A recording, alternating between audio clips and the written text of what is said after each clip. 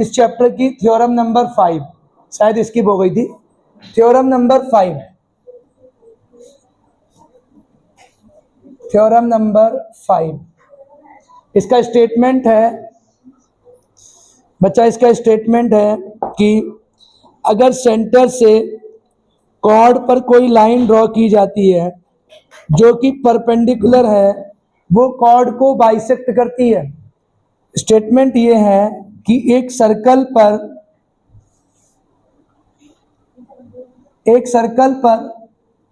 इसमें कॉर्ड है,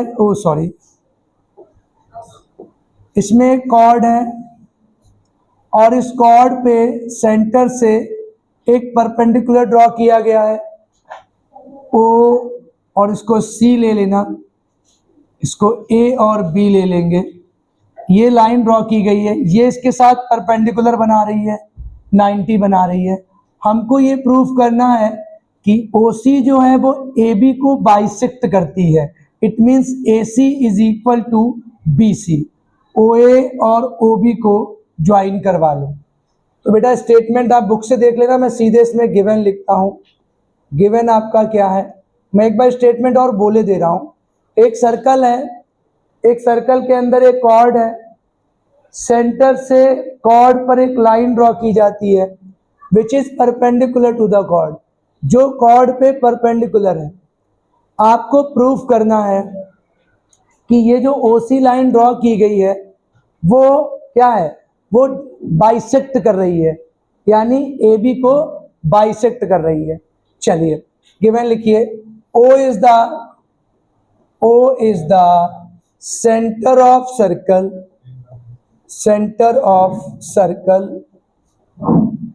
comma, AB is chord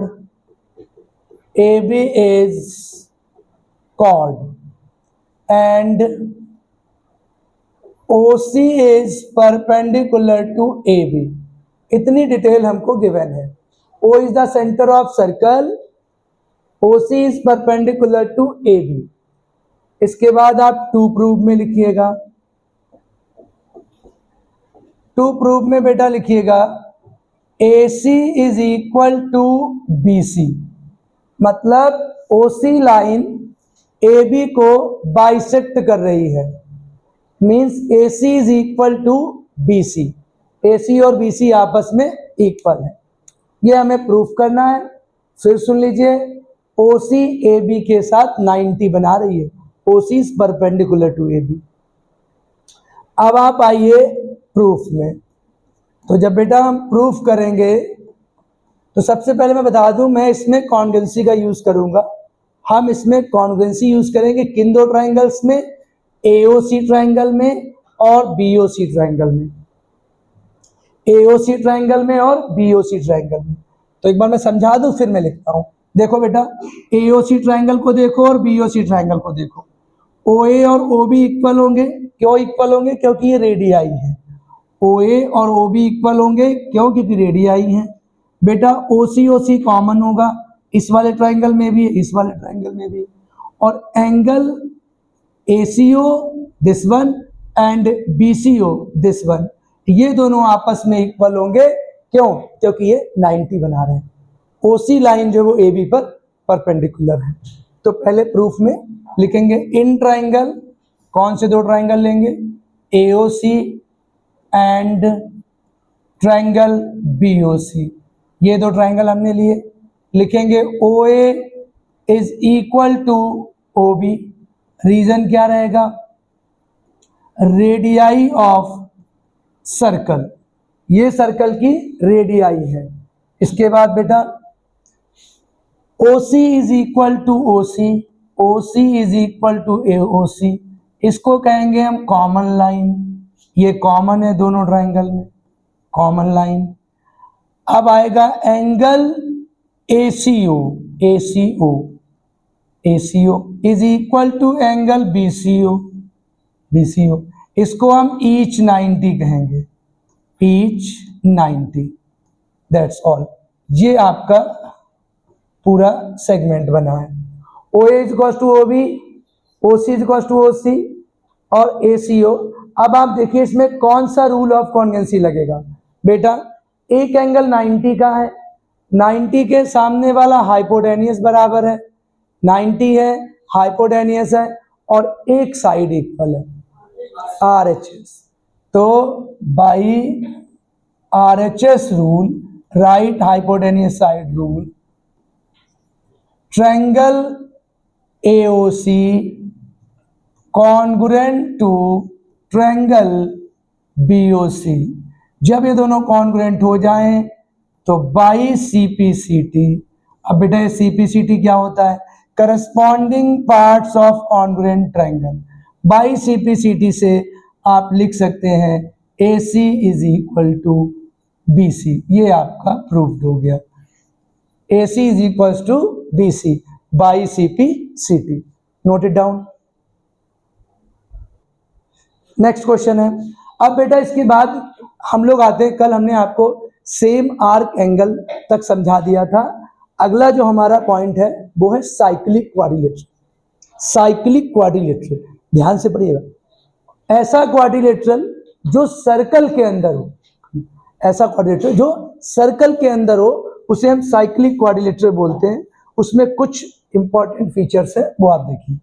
जैसे एक सर्कल बना रहा हूं मैं, ये आपका सर्कल है। अब इसके अंदर मैं क्वाड्रिलेटरल बना रहा हूं, तो इसको हम क्या बोलेंगे? इसको बोलेंगे हम साइक्लिक क्वाड्रिलेटरल। अब साइक्लिक क्वाड्रिलेटरल होने के लिए दो कंडीशन है। पहली, क्वाड्रिलेटरल सर्कल के अंदर हो। दूसरी, क्वाड्रिलेटरल के चारों वर्टिसेस सर्कल पर हो। पहली, क्वाड्रिलेटरल सर्कल के अंदर हो। दूसरी, क्वाड्रिलेटरल के चारों वर्टिसेस सर्कल पर हो, यानी A, B, C और D। देखो चारों वर्टिसेस जो हैं वो आपके सर्कल पर हैं। इसका मतलब ये क्वाड्रिलेटरल साइक्लिक क्वाड्रिलेटरल है।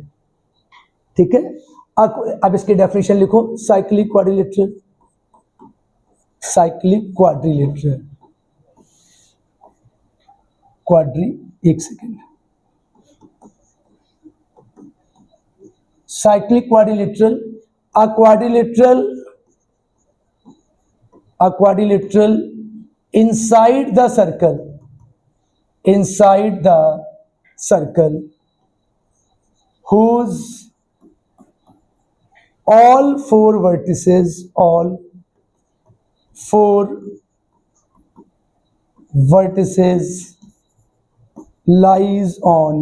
circle। ठीक है, a quadrilateral inside the circle whose all four vertices lies on circle। चारों वर्टिसेस सर्कल पर लाई करें। मैं आपको एग्जांपल देता हूं। जैसे मान लिया कोई क्वाड्रिलेटरल है इस टाइप का, क्या आप इसको साइक्लिक कहेंगे? बिकॉज ये है तो इनसाइड द सर्कल, बट इसके चारों वर्टिसेस सर्कल पर नहीं है, इसका मतलब ये साइक्लिक नहीं है। साइक्लिक होने की ये कंडीशन है। अच्छा बेटा, इसके बाद मैं आपको एक बात सिखाऊं कि साइक्लिक क्वाड्रिलेटरल के अपोजिट एंगल्स का सम, साइक्लिक क्वाड्रिलेटरल के अपोजिट एंगल्स का सम 180 होता है।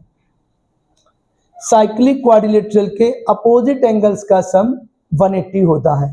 लिखिएगा द सम ऑफ, ये पॉइंट बना दीजिएगा इसको, the sum of opposite angles, the sum of opposite angles of cyclic quadrilateral,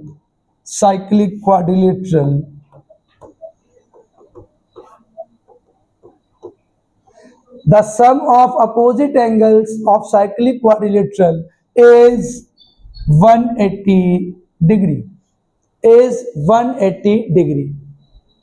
क्या बोला मैंने? कि जो अपोजिट एंगल्स का सम होता है साइक्लिक क्वाड्रिलेटरल के, वो 180 डिग्री होता है। इसको आप ऐसे समझिए, angle A plus angle C is equal to 180, angle B plus angle D is equal to 180। ये आपका साइक्लिक क्वाड्रिलेटरल का कॉन्सेप्ट है। तो देखो बच्चों, फिर बोल रहा हूं मैं, साइक्लिक क्वाड्रिलेटरल के दो फीचर है, पहला वो एक क्वाड्रिलेटरल के अंदर होना चाहिए, दूसरा उस क्वाड्रिलेटरल के चारों वर्टिसेस सर्कल पर होने चाहिए, तब उस क्वाड्रिलेटरल के अपोजिट एंगल्स का सम 180 डिग्री होगा। इसका एक फीचर मैंने और बताना है, बस छोटी सी बात है कि कोई साइक्लिक क्वाड्रिलेटरल है तो उसका जो एक्सटीरियर एंगल होता है वो अपने अपोजिट इंटीरियर एंगल के इक्वल होता है। इसकी फिगर मैं दिखा रहा हूं, जैसे ये हमारा एक साइक्लिक क्वाड्रिलेटरल है, मैं यहाँ पे दिखा रहा हूँ, इसको हटाइए, ये हटाइए इसको, मैं यहाँ पे एक फिगर दिखा रहा हूँ। ये आपका कोई सर्कल है और इसके अंदर एक साइक्लिक क्वाड्रिलेटरल बना है, ये आपका साइक्लिक क्वाड्रिलेटरल है।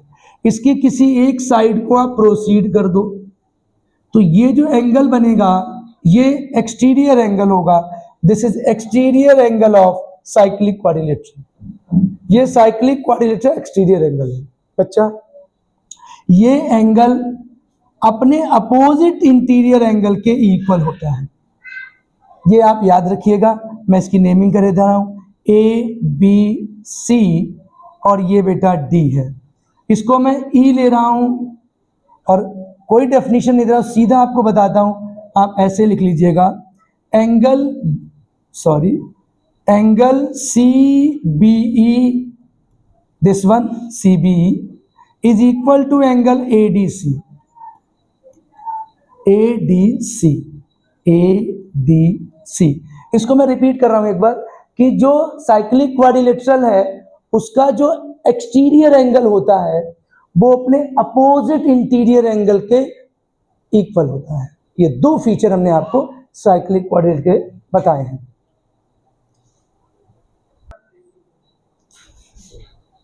फाइव 5.6 एक्सरसाइज क्वेश्चन नंबर 1 मैं रीड कर रहा हूं। In a circle with centre O the central angle AOB is 60 degree. If radius of circle is 12 centimeter, what is the length of chord AB? बच्चों देखो एक circle है, this is a circle और O is the center of circle, AB is the chord, OA and OB are radii और this angle is 60 degree, this angle is 60 degree और इसका जो cord है वो इन्होंने कहा है रेडियस को कहा है 12 सेंटीमीटर, रेडियस 12 सेंटीमीटर तो ये भी 12 सेंटीमीटर। हमें बताना है what is the length of chord, chord की लेंथ क्या होगी। देखो थोड़ा समझो इस क्वेश्चन को, इसमें कहा है कि सेंटर O है, AB कॉर्ड है, OA और OB रेडियाई है, OA और OB दोनों 12 है, सेंट्रल एंगल जो सेंटर पर एंगल बना है कॉर्ड से वो 60 है, हमने AB की लेंथ बतानी है। बच्चों मैंने आपको एक कॉन्सेप्ट दिया था, मैं दोबारा दे रहा हूं, अगर कोई ट्रायंगल है और इस ट्रायंगल में कोई दो साइड इक्वल हैं तो उनके अपोजिट एंगल्स इक्वल होते हैं या नहीं होते हैं। आई हैव टोल्ड यू, दोबारा सुन लो अगर आपको नहीं मालूम है। ट्रायंगल में अगर कोई दो साइड इक्वल हैं तो उनके अपोजिट एंगल्स इक्वल होते हैं। अगर हम इन ट्रायंगल AOB देखें तो OA और OB इक्वल हैं। क्यों इक्वल हैं भाई? रेडियाई हैं, रेडियाई आपस में इक्वल होती हैं, रेडियाई जितनी भी हो सर्कल में सब इक्वल होती हैं। तो अगर OA और OB इक्वल हैं तो OA का जो अपोजिट एंगल है B वाला और OB का जो अपोजिट एंगल है A वाला, ये दोनों इक्वल होंगे ना। अब अगर ट्रायंगल में एक एंगल तो हमें गिवन है और दो एंगल इक्वल है तो तीसरा निकाल सकते हैं by angle sum property, by ASP angle sum property. क्या होती है? ट्रायंगल के तीनों एंगल्स का सम 180 होता है। ट्रायंगल के तीनों एंगल्स का सम 180 होता है।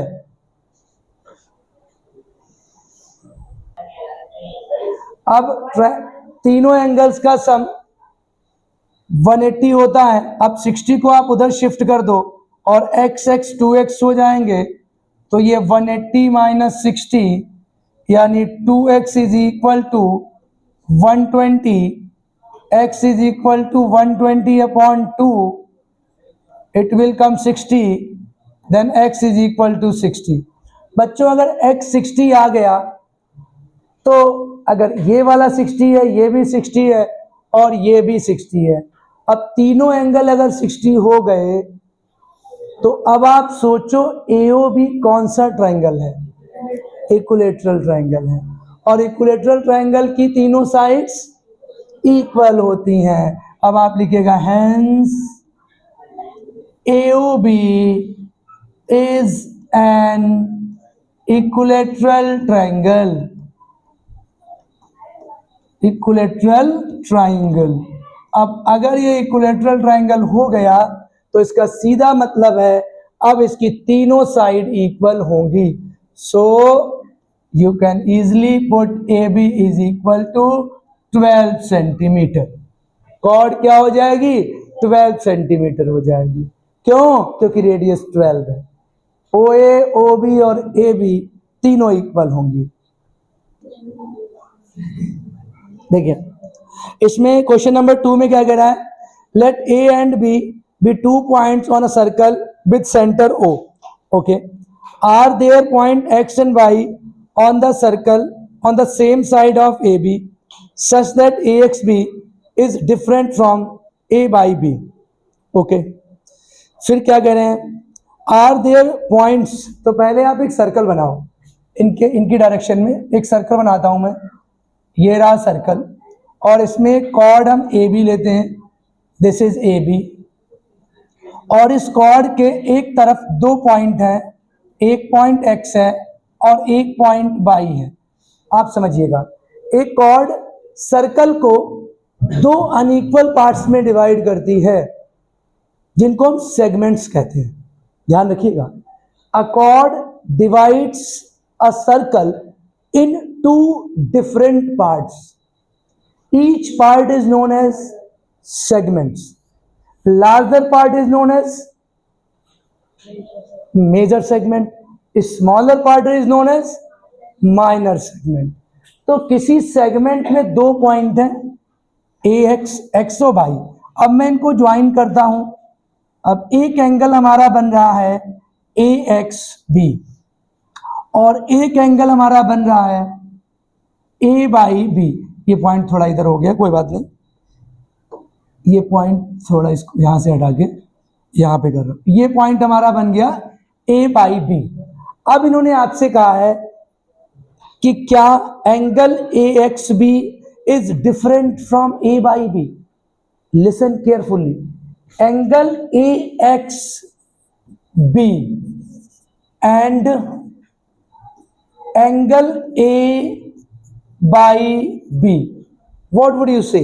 क्या कहेंगे आप कि AXB और AYB ये कौन से एंगल हैं? ये दोनों इक्वल हैं या डिफरेंट हैं? Why these angles are equal? Same arc angle. एक ही सेगमेंट में अगर एक आर्क से, AB आर्क से 2 एंगल बने हैं एक ही सेगमेंट में, ये पूरा एक सेगमेंट है, और 2 एंगल बने हैं सेम आर्क से, तो वो इक्वल होंगे। सीधे लिखो, these are not different, these are not different, ये डिफरेंट नहीं है, not different. Okay, angle AXB is equal to angle A by B। क्या रीजन रहेगा? Same arc angle, same arc angle, same arc angle. इसका दूसरा नाम लिख सकते हैं angle in same segment, angle in same segment made by angle in same segment made by same arc, इसे ऐसे भी बोलते हैं, मेड बाई सेम आर्क, ये भी रीजन लिख देना। Angle in same segment made by same arc, मतलब एक ही सेगमेंट में एक आर्क से जो बने एंगल है। नोट इट डाउन, ये पहला पार्ट आपका हो गया, note it down.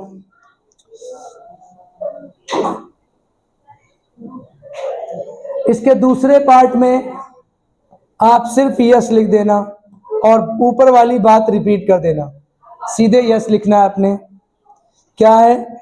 Is it true that angle A X B is equal to angle A Y B, then X and Y lie on a same side of a circle? Yes, सीधा yes लिखना है इसमें, वो same बात मैंने ऊपर लिख दी है।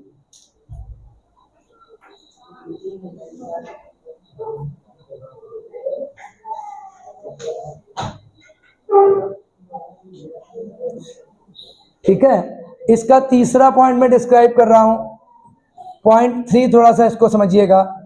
दूसरे पॉइंट में सीधे यस लिखना है, कोई इशू नहीं है। इसके तीसरे पॉइंट में है, if angle A X B and angle A Y B and X and Y do not lie on the circle, does the circle through A B and X also passes through Y? A B X also passes through the by. If AXB and do not lie on, अब बेटा अगर लाई नहीं कर रहे हैं और x Y पे, तो ये तो नो ही होगा इसका ही बेटा। देखिए आप, angle A X B is equal to angle A Y B and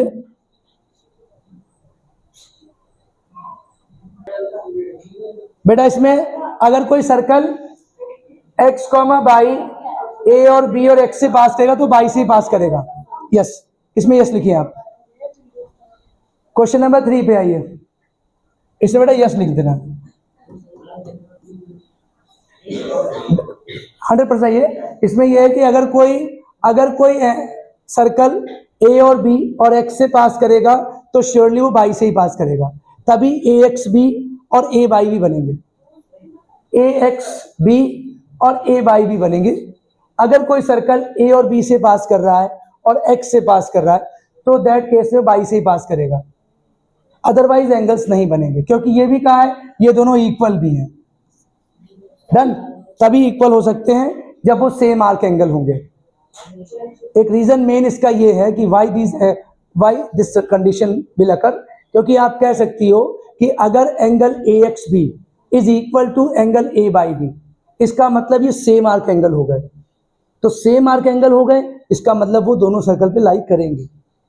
ऐसी सिचुएशन नहीं बनेगी कि एक एंगल पे लाई करे, मतलब एक सर्कल पे लाई करे और एक सर्कल के बाहर हो, ऐसी पॉसिबिलिटी नहीं बन सकती है। अगर ऐसी पॉसिबिलिटी बनेगी, in that case both angles will not be equal. और इसमें इन्होंने साफ कर रखा है कि if angle A X B is equal to angle A Y B, इसमें ए एक्स बी और ए बाई बी इक्वल है, और इक्वल उसी केस में होंगे जब सेम सेगमेंट एंगल होंगे या सेम आर्क एंगल होंगे। अंडरस्टूड? क्लियर? आगे बढ़िएगा। नेक्स्ट क्वेश्चन है, एक सर्कल बनाइए। क्वेश्चन नंबर 3, क्वेश्चन नंबर 3 है, इसमें एक सर्कल बना है और उसके अंदर एक साइक्लिक क्वाड्रिलेटरल है। ये आपका साइक्लिक क्वाड्रिलेटरल बना है, ओके।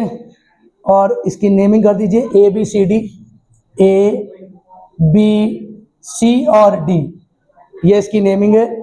और बी वाला angle A B C D, और हमको डी वाला एंगल गिवन है 100, डी वाला एंगल 100 गिवन है, और बी वाला एंगल हमको x गिवन है। Find the value of x। हम जानते हैं कि जो क्वाड्रिलेटरल सर्कल के अंदर बनता है और जिसके चारों वर्टिसेस सर्कल पर लाई करते हैं उसको हम लोग साइक्लिक क्वाड्रिलेटरल बोलते हैं, ओके। और साइक्लिक क्वाड्रिलेटरल के अपोजिट एंगल्स का सम कितना होता है? 180 होता है। इसका मतलब A B C D is cyclic quadrilateral. क्या लिखेंगे? Cyclic quadrilateral, quadrilateral. Then angle B plus angle D is equal to 180। Cyclic quadrilateral के अपोजिट एंगल्स का सम 180 होता है। तो x plus 100 is equal to 180, x is equal to 180 minus 100, x is equal to 80 degree. This is the answer. Note it down.